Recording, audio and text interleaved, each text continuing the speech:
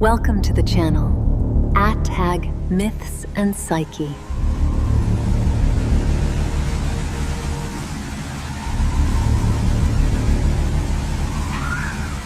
The Persephone Complex. Why your soul needs the darkness to be whole, deep. Psychology.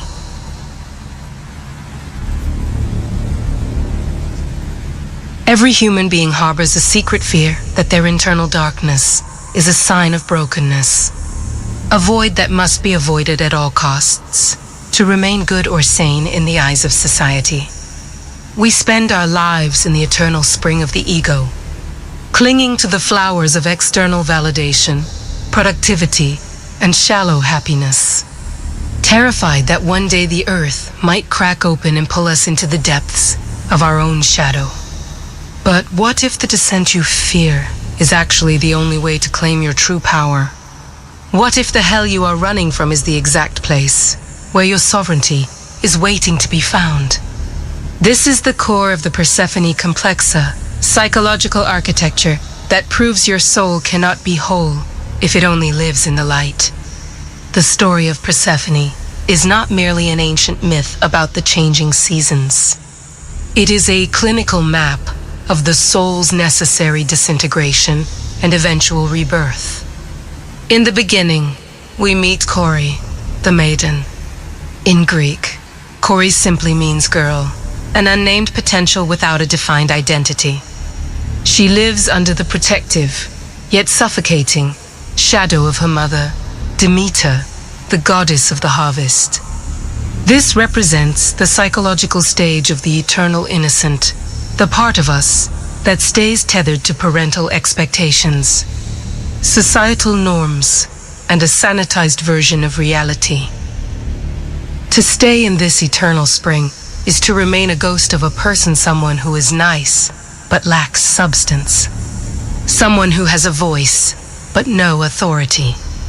Kore is the echo of the divine world, repeating the values of others because she has not yet faced her own depth. The fracture begins when the earth opens while Kore is reaching for a narcissus flower, symbolic link to our previous exploration of Narcissus and the vanity of the surface world. Hades, the king of the underworld, emerges to claim her. From a deep psychology perspective, Hades is not a villain. He is the personification of the unconscious, the keeper of all the wealth we have buried because it was too dark, too intense, or too shameful for the daylight world. This abduction is the sacrifice of the soul we must all face. It is that moment in life when depression, grief, or a toxic relationship drags you away from your comfortable spring and into the cold, silent reality of your hidden self. This is the descent into the soul that we have discussed as an inevitable force of nature. For many, the descent feels like a death. Indeed, it is the death of the false self. When you are in the underworld of your own psyche, the masks of the ego melt away. You can no longer pretend to be the perfect child or the happy partner. You are forced to confront the seductive void that we explored through Narcissus, the realization that beneath your social persona, there may be a vacuum waiting to be filled. But unlike Narcissus, who drowned in the shallow reflection, Persephone's journey is about finding substance in the abyss. The darkness of the underworld provides the hermetic seal for the soul, a private space where the alchemy of transformation can finally take place without the interference of the external world's gaze. The most controversial and profound moment of the myth is the eating of the pomegranate seeds. When the opportunity arises for Persephone to return to the world of light, she chooses to consume the fruit of the dead. In symbolic psychology, eating the pomegranate is the ultimate act of shadow integration. By tasting the fruit of the underworld, Persephone is no longer a victim of her circumstances.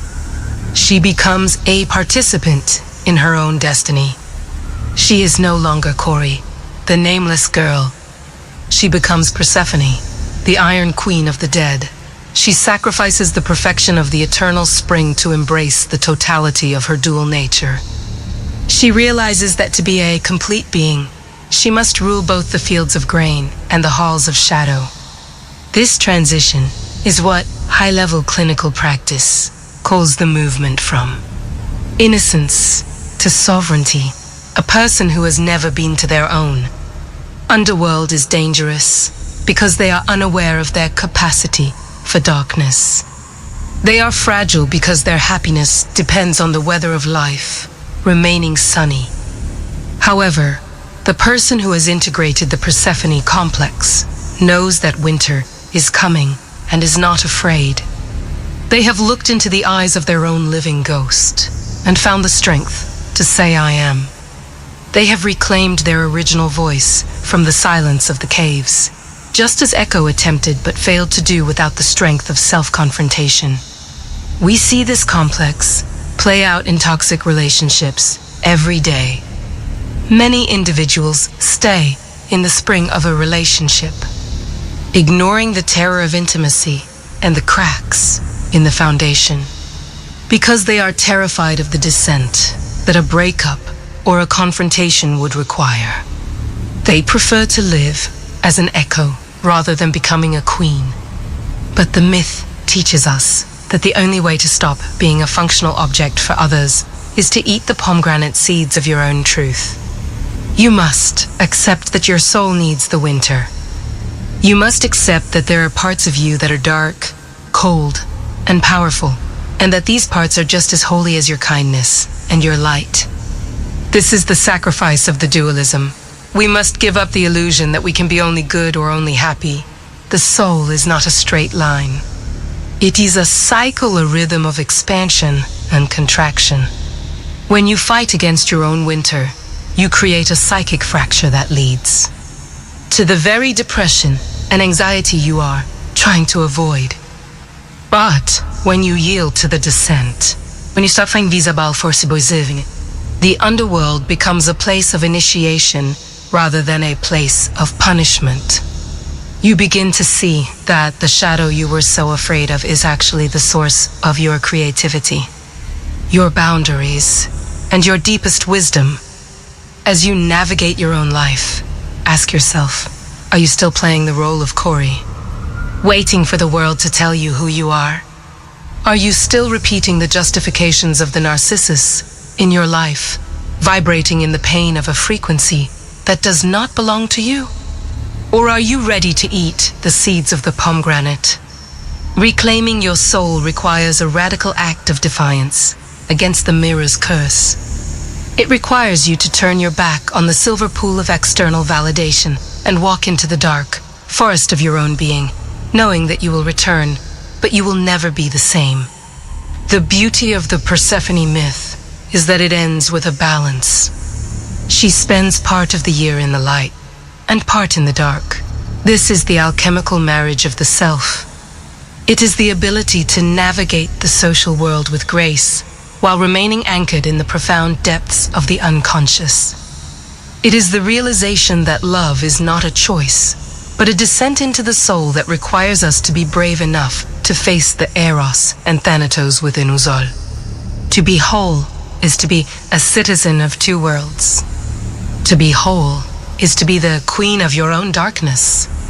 Before we conclude this exploration into the deep psyche, I want to invite you to participate in your own transformation. If this deconstruction of the Persephone complex has resonated with the hidden parts of your soul, please like this video to help our community grow. Your support tells the algorithm that deep, symbolic wisdom still has a place in this world. Subscribe to @MythsandPsych and join us as we continue to map the invisible forces that govern the human heart. Comment below with your own experiences of the descent. What did you find in your underworld? And finally, suggest which myth or psychological archetype we should descend into next. Remember, the earth only opens for those who are ready to stop being an echo and stop being a voice. You do not choose your toxic partners, your shadow does. But once you bring that shadow into the light of consciousness. Once you integrate the Persephone within, you are no longer a victim of the seductive void. You are the master of the reflection and the depths. The darkness is not your enemy. It is the soil in which your true identity grows. Embrace the winter, for it is the only season where the soul can truly rest, and prepare for its most magnificent rebirth. Stop looking at the surface of the lake and start swimming in the deep. Your sovereignty is waiting in the silence. Speak your truth, eat the seeds, and reclaim the throne of your own existence. The journey from Kori to Persephone is the journey every soul must take to reach its full potential. It is the movement from being a ghost of yourself to becoming a sovereign of your soul. It is the most difficult sacrifice. You will ever make the sacrifice of your perceived perfection, but it is the only one that leads to true freedom. As you move forward from this video, do not fear the moments when the light fades. Instead, recognize them as a call to return to the throne. You are a complex, multidimensional being whose depth was never meant to be flattened into a surface. Reclaim your right to your own darkness, and in doing so, you will finally find your true light. This is the lesson of the pomegranate and the promise of the soul's eternal return.